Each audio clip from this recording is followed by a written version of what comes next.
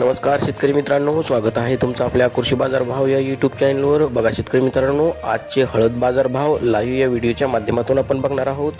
तत्पूर्वी आपण चॅनलवर नवीन असाल व दररोजचे बाजारभाव अपडेट आपल्याला हवे असतील तर या चॅनलला सबस्क्राईब करा आणि या व्हिडिओला नक्की लाईक करा. चला तर व्हिडिओला सुरुवात करूया.